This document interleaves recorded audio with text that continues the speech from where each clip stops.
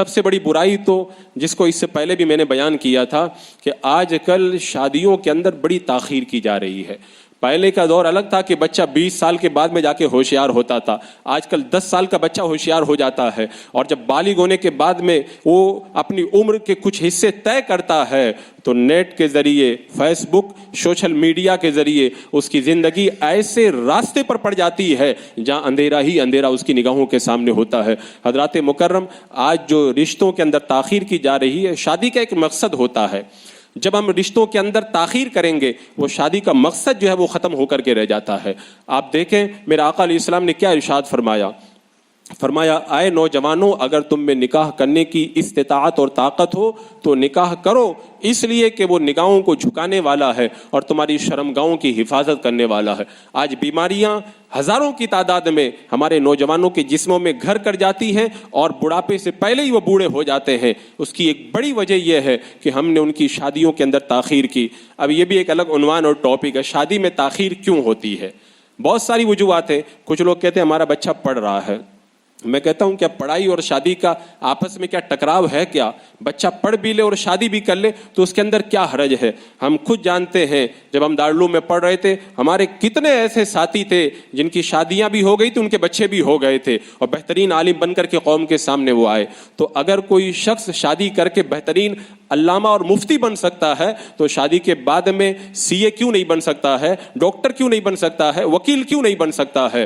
ہم نے تعلیم کا بہانہ بنایا اور یہ نہیں دیکھا بچہ پڑھ لے گا لیکن اس کی زندگی جو تباہ ہو جائے گی اس کا ذمہ دار کون ہوگا. اور لڑکیوں کی تعلیم کا بہانہ تو بالکل فضول ہے. کس نے تم سے کہا ہے کہ لڑکیوں کو بے حیائی کے ذریعے جو ہے وہ تعلیم دے کر کے ان کی شادیوں کے اندر تاخیر کرو؟ آپ دیکھیں کالجوں کا حال, ہماری جو بچیاں شادی کے اندر تاخیر جن کی ہوتی ہے کالجوں میں پڑھ رہی ہے. ایک کالج کے خود مجھے ٹیچر نے بتایا کہ کالج کے اندر پڑھنے والے نوجوان اور لڑکیوں اور لڑکوں کا سروے کرو, مشکل سے چند مل جائیں گے جو ٹھیک ہے, باقی سارا معاشرہ کالج کا تباہ ہو چکا ہے. کسی کی عزت بچی ہے, کوئی محفوظ ہے, کوئی گارنٹی نہیں لے سکتا ہے. اگر 1000 کا سروے کرو گے تو انگلیوں پہ گن لو اتنے لوگ تم کو محفوظ نظر آئیں گے. یہ تعداد کم زیادہ تو ہو سکتی ہے, لیکن یہ یقین کے ساتھ میں کہتا ہوں کہ کالج کے اندر بچی پڑھ رہی ہے اور وہ بڑی عمر کی ہو گئی, 20 سال کے اوپر بھی تجاوز کر گئی. اب اس کی عزتیں جو تار تار ہوتی ہیں, اس کی جوانی جو برباد ہوتی ہے, اس کے ذمہ دار کون ہے اور قیامت کے دن رب کی بارگاہ میں اس کا ذمہ کون لے گا؟ حضرات مکرم, یہ وجہ بالکل غلط ہے.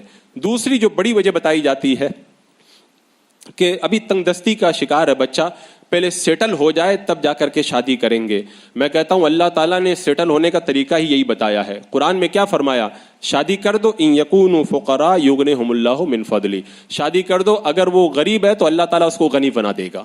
اللہ تعالیٰ نے تو طریقہ ہی بتایا. ایک صحابی ہیں میرے آقا صلی اللہ علیہ وسلم کی بارگاہ میں آئے کہ یا رسول اللہ میں بہت تنگ دستی کا شکار ہوں. میرے آقا نے فرمایا شادی کر لو, اللہ تمہاری رزق کے اندر اضافہ فرما دے گا. اور حدیث پاک میں موجود ہے, اے لوگوں تم نکاح کے ذریعے رزق تلاش کرو. شارعین فرماتے اس کا مطلب یہ ہے کہ اچھی نیت سے نکاح کرو, اللہ تمہارے رزق کے اندر کشادگی پیدا فرما دے گا. اور جو لوگ کہتے ہیں ہم نے تو شادی کی, ہماری تنگ دستی دور نہیں ہوئی, تو اس میں تمہاری اپنی کمی ہے, اس پر پھر کبھی میں گفتگو کروں گا. تو شادی کر, حضرت سیدنا صدیق اکبر رضی اللہ تعالیٰ عنہ فرماتے ہیں اللہ نے وعدہ کیا ہے نکاح کرو میں تمہیں غنی بناؤں گا, تم اپنا وعدہ پورا کرو اللہ اپنا وعدہ پورا فرما دے گا. تو یہ تو سیٹل ہونے کا سب سے اچھا طریقہ ہے کہ بندہ نکاح کرے, اللہ تبارک و تعالیٰ اس کو سیٹل بنا دے گا. اور ایک بڑا بہانہ یہ لیا جاتا ہے کہ جو میری بہن کی شادی کرنا بھی باقی ہے, ابھی جو ہے وہ میرے بھائی کا بھی رشتہ باقی ہے, اور اس کا رشتہ باقی ہے, دوسرے لوگوں کے رشتوں کو لے کر کے. اب ظاہر سی بات ہے وہ تمہاری بہن 20 سال کی ہے, تم 30 سال کے ہو گئے ہو, اب تم اس کا رشتہ تلاش کرتے کرتے 40 سال کے ہو جاؤ گے, تم کو رشتہ کون دے گا؟ یہ بھی ایک غلط بہانہ ہے. اللہ کے رسول علیہ السلام نے ارشاد فرمایا تمہیں کوئی رشتہ ملے, دین اور اخلاق سے تم مطمئن ہو تو نکاح کر دو, ورنہ زمین کے اندر بڑا فساد ہوگا. تم اپنی بہن اور اپنے بھائی کے لیے انتظار کر رہے ہو اور تمہارے ذریعے معاشرے کے اندر جو فساد پیدا ہو رہا ہے اس کا ذمہ دار کون ہوگا؟ تو یہ بہانہ بھی سرے سے غلط ہے کہ مجھے اپنی بہن کی شادی کرنی. تم اپنی کرو, اللہ تعالیٰ اس کے لیے بھی کوئی راستہ پیدا فرما دے گا. اسی طرح ایک بڑا بہانہ یہ بھی بنایا جاتا ہے, بلکہ بہانہ کیا, یہ تو آج کل لوگوں کا ذہن بن گیا ہے. کہتے ہیں کہ ابھی رشتہ نہیں مل رہا. رشتہ تو بہت مل رہا, آپ کو کیوں نہیں مل رہا؟ اس لیے نہیں مل رہا ہے کہ آپ جو رشتہ تلاش کر رہے ہیں وہ رشتہ آپ کو زمین پہ نہیں ملے گا, آسمان پہ ڈھونڈنے کے لیے جانا پڑے گا. آپ کی جو مانگ ہے, آپ کی جو ڈیمانڈ ہے, آپ جو چاہتے ہیں, ایسے رشتے جو ہیں وہ زمین کے اندر سڑکوں پہ نہیں ملا کرتے. آپ کی ڈیمانڈ تو خوابوں والی ڈیمانڈ ہے, وہ تو خواب ہی میں آپ کو میسر آئے گی. اور آپ نے یہ نہیں دیکھا زندگی ایک بار ملتی ہے اور جوانی جب گزر جاتی ہے دوبارہ لوٹ کر کے نہیں آتی ہے. تم مالدار اور بڑے رشتے کی تلاش کے اندر اپنی زندگی اور اپنی جوانی کو تباہ کر کے رب کی بارگاہ کے اندر کیا منہ لے کر کے جاؤ گے؟